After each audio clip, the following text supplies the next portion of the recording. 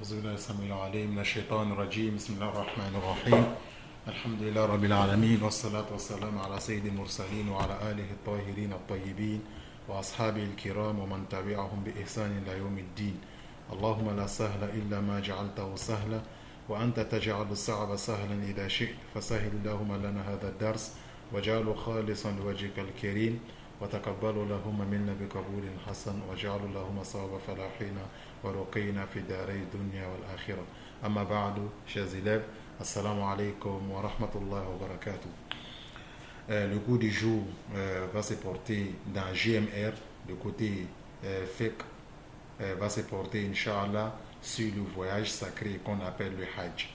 Le Hajj, d'abord, il faut retenir que le Hajj est l'un des 5 piliers de l'islam, puisque l'islam est fondé sur 5 piliers qui sont attestés qu'il n'y a de Dieu qui est Dieu, qui est Allah subhanahu wa ta'ala, et que le prophète Mohammed sallallahu alayhi wa sallam est son messager, accomplit la prière, s'acquitter de la zakat et jeûner le mois de Ramadan et faire le Hajj. Donc c'est ce Hajj-là que nous allons expliquer aujourd'hui. Donc tout se commence académiquement dans l'enseignement d'une chose par sa définition d'abord.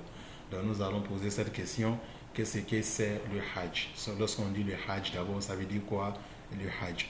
D'abord nous allons donner cette définition au Hajj. Le Hajj d'abord est une visite pieuse faite avec l'intention d'accomplir des actes d'adoration dans des lieux sacrés de la Mecque à des moments bien définis. Dans la définition, lire la définition ou mémoriser la définition ne suffit pas. Il faut donner des précisions sur cette définition, des précisions logiques d'abord. D'abord, le Hajj, on dit, le Hajj est une visite pieuse. Si on se contentait à dire que le Hajj est une visite, ça ne serait pas une bonne définition parce que toutes sortes de visites peuvent rentrer dedans. Il faut amener des adjectifs qualificatifs ou bien des mots, des termes qui peuvent enlever ce qui ne rentre pas dans le cadre du Hajj. Donc lorsqu'on dit pièce faite en disant pièce faite avec l'intention d'accomplir des actes d'adoration, donc cela rejette toute visite qui n'est pas pièce et qui n'est pas faite avec l'intention d'accomplir des actes d'adoration. Seul le Hajj et la Umrah restent maintenant dans des lieux sacrés.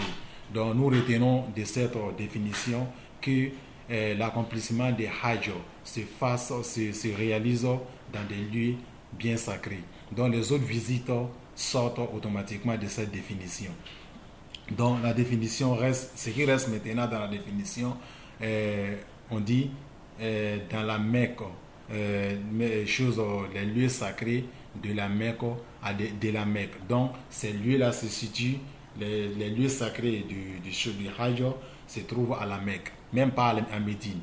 Donc ce sont des lieux qui sont bien précis à la Mecque. Ce n'est pas tous les lieux. Ça ne veut pas dire que lorsque nous rentrons à la Mecque, tous les lieux sacrés, tous les quartiers, toutes les habitations, toutes les localités de la Mecque sont des lieux sacrés. Non, il y a les lieux qui sont considérés comme des lieux sacrés. Donc à la Mecque, à des moments bien définis. Donc c'est cette partie de la définition qui enlève, qui rejette la Umrah, puisque la Umrah aussi est une visite pieuse qui se réalise qu'on fait avec l'intention d'accomplir des actes d'adoration, également dans les lieux sacrés de la Mecque, mais pas dans un moment bien défini, puisque la Umrah, on peut effectuer la Umrah durant toute l'année. Donc les 12 mois de l'année sont disponibles pour effectuer les Hajj, la Umrah.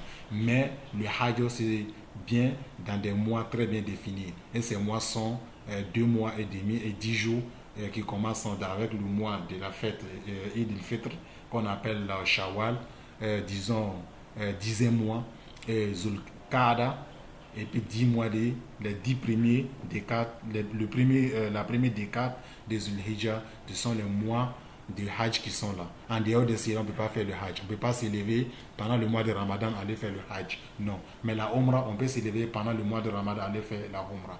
Donc, la définition est bien faite. Donc, cette définition ne contient que le Hajj seulement. Donc après avoir comprendre la définition et que le Hajj est une visite pieuse faite avec l'intention d'accomplir des actes d'adoration dans des lieux sacrés de la Mecque à un moment bien défini. Donc, ce Hajj est une obligation. Donc, cette obligation de Hajj, nous l'avons trouvée dans les textes sacrés du Coran et les textes du prophète Mohammed sallallahu alayhi wa sallam, puisque ce sont les deux sources de la religion. Lorsque nous ne comprenons pas quelque chose, on se réfère au texte sacré du Coran et au texte sacré de notre prophète Mohammed sallallahu alayhi wa sallam dans les livres concernés. Allah subhanahu wa ta'ala dit concernant le Hajj, accomplissez le Hajj et la Umrah pour Allah. En version coranique, on dit wa atimul hajja wal umrata lillah. Accomplissez d'abord, là le verbe est à l'impératif. Donc, dans les termes juridiquement parlés en islam, lorsque on a un ordre déjà, donc les ordres nous demandent, ce n'est pas tous les ordres, mais certains ordres nous demandent de faire la chose de façon obligatoire. Puisque lorsqu'Allah dit accomplir le Hajj, donc le Hajj, on est recommandé de faire le Hajj de façon obligatoire. On ne peut pas être un musulman et refuser de ne pas faire le Hajj sans raison valable.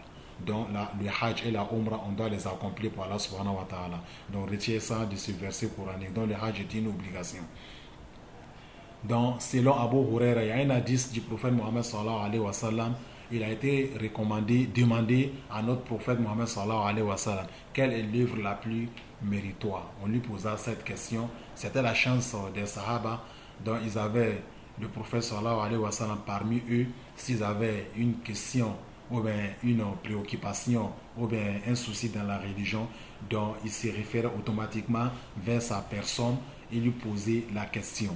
Donc lui posa cette question voulant connaître l'œuvre la plus méritoire dans la religion.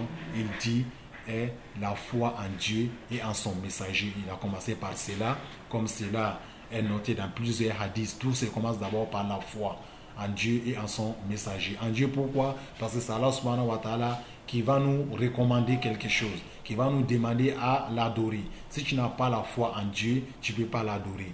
En son messager, le messager, c'est lui qui est l'intermédiaire entre nous et Allah subhanahu wa ta'ala. C'est lui qui va nous dire qu'Allah subhanahu wa ta'ala vous demande de faire cela. Donc si tu n'as pas la foi en ce messager, donc tu ne vas pas l'obéir.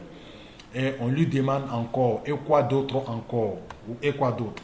Il dit combat au service de Dieu. C'est ce qu'on appelle le djihad. Mais il s'agit du vrai djihad ici, pas le système kamikaze qui s'agit à tuer les innocents. Non, le vrai djihad, ok, vous savez. On dit, et quoi d'autre encore? On lui pose une question, une troisième question, il dit, le pèlerinage pur de tout péché. Donc, qu'est-ce qu'on retient des hadiths? Un pèlerinage pur de tout péché est venu en troisième position parmi les œuvres les plus méritoires. Donc, qu'est-ce qu'on retient de cela? Qu'il est fortement recommandé de la part de notre Seigneur, Allah subhanahu wa ta'ala, que nous fassions le Hajj pour lui. Donc, on conclut de cela, nous concluons de cela que le Hajj est une obligation et ça a été recommandé de la part de Allah subhanahu wa ta'ala. On doit faire le Hajj. Donc maintenant, chaque chose qu'Allah subhanahu wa ta'ala nous recommande est chose à des rapports, à des apports, à des choses, des bénéfices. Quels sont les apports du Hajj? Lorsque nous partons faire le Hajj, il y a quelle importance pour cela? Il y en a nombreux, il y en a beaucoup, mais nous allons nous contenter de 4 seulement. Donc les 4 sont les suivants. Le Hajj d'abord, on va les énumérer d'abord, nous aidons à obéir à l'obligation de contrôler nos paroles et nos comportements. Le Hajj nous aide à faire cela. Deuxièmement, le Hajj renforce nos sentiments de fraternité et accroît notre conscience à appartenir à la communauté musulmane. Nous allons donner ça en détail. Donc le Hajj fait également ce troisième point, purifie nos péchés. Quatrièmement, le Hajj modifie notre vie.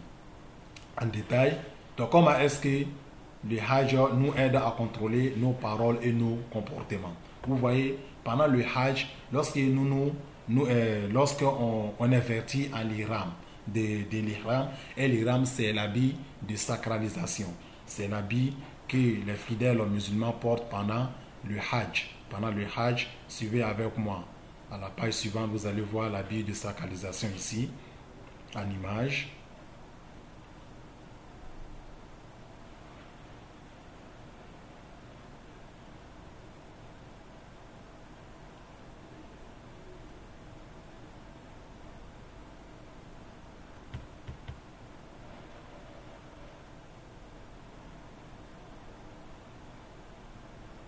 Habit de sacralisation.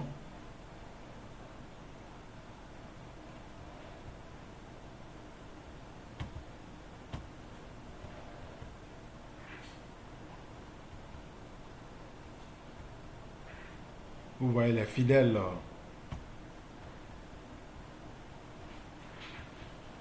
Tous les fidèles que vous voyez ici autour de la Kaaba sont en état de sacralisation.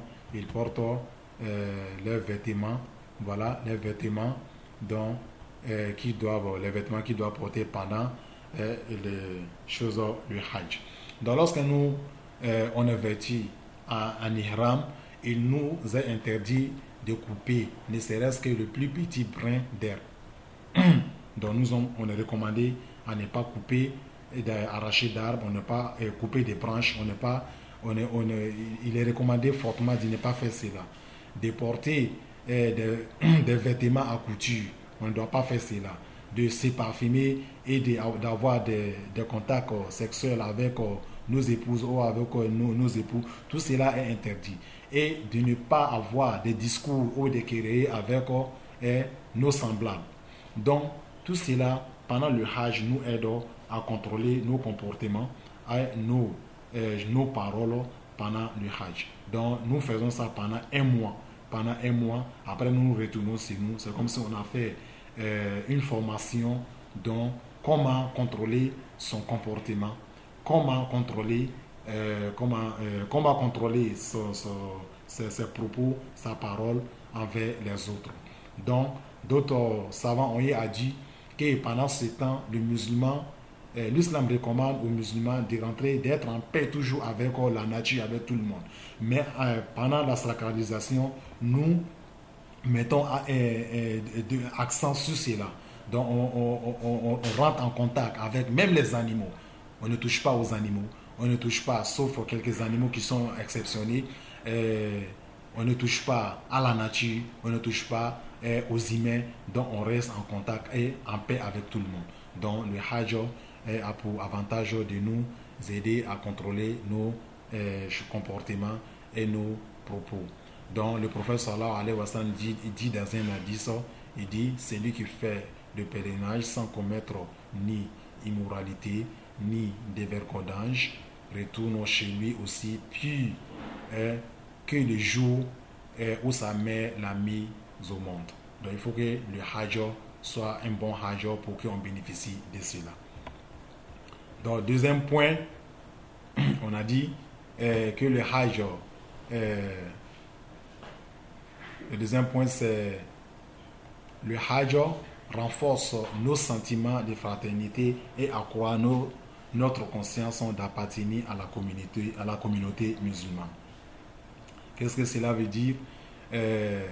Cela veut dire pendant la journée du Hajj, nous nous réunissons avec des millions de musulmans venus de tous les coins du monde, avec des couleurs, des langues, des pays.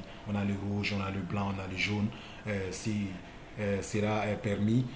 On a avec plusieurs langues, il y a le maliki qui est là, il y a l'espagnol, tout le monde vient avec sa langue, il y a l'arabe dans tous les pays. Toi tu es ivoirien, tu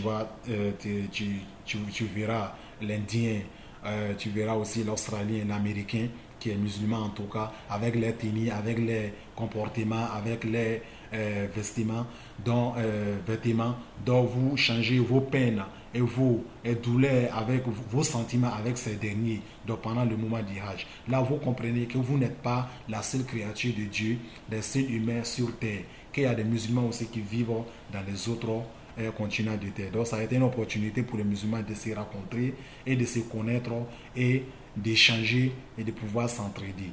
Donc le Hajj nous aide à faire cela.